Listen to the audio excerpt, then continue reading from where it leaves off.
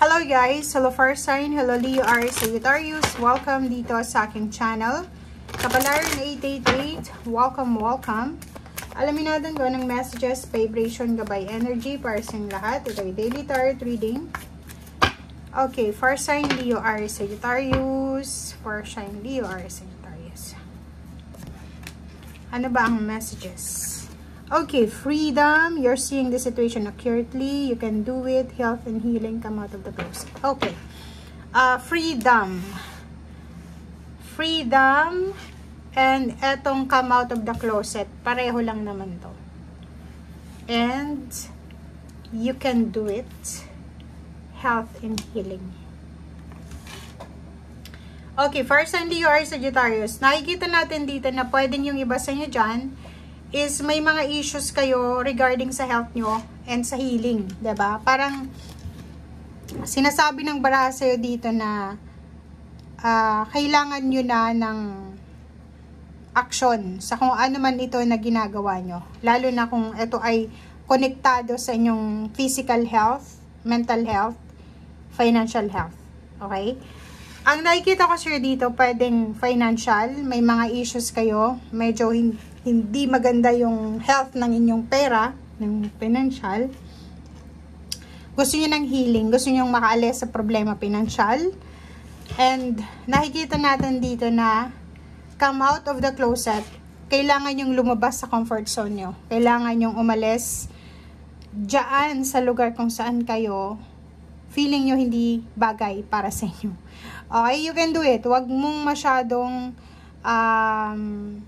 masyadong mag-self-pity. Huwag kang masyadong matakot. Okay? You're seeing the situation accurately. Kung anong nakikita mo, yan talaga yung nangyayari sa ngayon. Okay? So, if ever man na marami kang utang sa ngayon, fire sign, marami kang problema sa pera, may mga imbalances sa emotional, ang dami mo sigurong kaaway or ka-misunderstanding or mga trust issues or ano pa man, ang hinihingi mo sa ngayon or pinagpipray is makaalis ka na dyan, makalaya ka na. Lalo na sa mga taong walang trabaho, fire sign Leo, Aries, Sagittarius, yung walang trabaho, parang gusto nyong makaalis na dyan sa lugar kung saan kayo ngayon and gusto nyong maghanap ng trabaho sa lugar na kung saan kayo makakakuha ng trabaho, parang ganun. Okay, comment down below if resonated kayo dyan.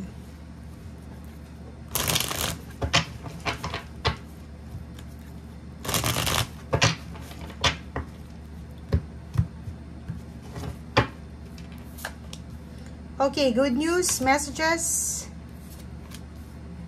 Wow. Okay, so kung makikita mo dito, mayroon kang 4 cards na nagsasabi na ano man itong mga pinagdadaanan mo sa ngayon, huwag kang masyadong mag-alala kasi may pwedeng balita dito, information, email, chat, call, or nakikita ko sir dito na may makakampi ka, 'di ba? Parang, for example, may mga problema ka sa pamilya mo, may mga tao dito na kakampi ka, 'di ba? Kasi, like for example, may kaaway ka, tapos may kakampi sa'yo kasi etong kakampi sa'yo na to is naiinis din dun sa kaaway mo kasi naiinggit siya. Siguro mayaman yon yung taong yon or mas maganda yung buhay niya. So, ganon. So, wag kang masyadong mag-alala na parang feeling mo mag-isa ka lang. Kasi mayroon ka ditong mga mentor eh. Parang nakikita natin dito na may mga taong susuportahan ka, tutulungan ka sa emotional problems mo, pero sa financial wala. Walang nakikita tayo dito. Walang financial help ka na makukuha sa araw na ito. Okay? Sa 4 of Pentacles din, nakikita natin na sobrang tipid ka. 'Di ba? Sa araw na ito, parang ayaw mong gumasos kahit piso. Okay? May 9 of Cups tayo dito na minamanifest mo yung pagkakaroon ng tahimik na buhay pamilya. Minamanifest mo na maayos na yung problema mo sa pamilya mo. Minamanifest mo na ma-provide mo yung kaligayahan ng pamilya mo, parang ganun. So, siguro isa sa mga dahilan kung bakit kailangan mong magtipid, kailangan mong tiisin ang sarili mo, dahil sa kailangan ng pamilya mo ng financial help or pwedeng peace and harmony na hindi sila mamroblema sa pera. Parang ganun. So, dito, naghihintay ka. Parang naghihintay ka ng taong pwedeng makatulong sa'yo. Naghihintay ka ng taong pwedeng magpautang sa'yo. Or pwedeng humingi ka ng tulong or umutang ka, pero until now, wala ka pang natatanggap. So, until now, naghihintay ka pa rin sa balita, sa messages, or kano pa man. Pero mayroon ka ditong 7 of Cups na sinasabi na while waiting daw, habang naghihintay ka dyan, make sure na kumilos tayo. Hanapin natin yung solusyon or yung taong yan na hinihintay mo, hindi lang yan yung taong pwedeng makatulong sa'yo. May other pa na pwedeng makatulong. Okay, so nakikita ko sa'yo dito, freedom talaga yung sinisigaw mo eh. Diba? Ang gusto mo talaga is yung makamit ng pamilya mo yung overall happiness, yung peace and harmony. Nakikita ko sa'yo dito, yung projection mo sa social media, masaya ka.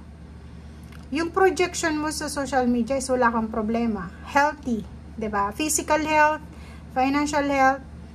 Yun yung nakikita ng mga tao sa social media mo. Pero hindi nila alam, gusto mo ng freedom eh. Kasi namumroblema ka sa problemang pera, relationship, pamilya, and feeling mo kailangan mong proteksyonan etong pamilyang ito. Feeling mo kailangan mong gumawa ng paraan para maayos itong pamilyang ito, para makuha mo yung emotional fulfillment, overall family fulfillment. Nakikita ko sa'yo dito na malapit na. Malapit mo nang makuha kung ano man itong freedom na minamanifest mo para sa iyo, financially and emotionally. So, konting tiis na lang.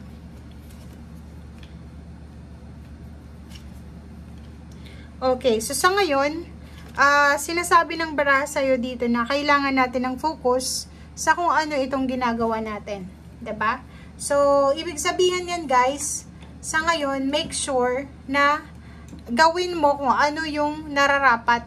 'Di ba? Parang, ang sinasabi kasi ng baraha dyan, kailangan mong gawin kung ano yung pinaka importante na kailangan na gawin sa ngayon. 'Di ba? Kailangan mong gawin 'yon. And wag tayong mawala ng pag-asa. Wag tayong mawala ng pag-asa sa like gusto mo ng emotional fulfillment, overall emotional fulfillment. Ipag-pray mo siya, 'di ba? Ipag-pray natin and manifest as angels, guys. Panginoon lang yung pwedeng makakapaghilom ng sugat na nararamdaman. Okay? So, yan guys ang nakikita natin dito. Okay, wait lang. Bakit ganito? Pasensya na. Okay, so yan ang nakikita natin dito guys sa baraha mo. Pasensya na. Bye!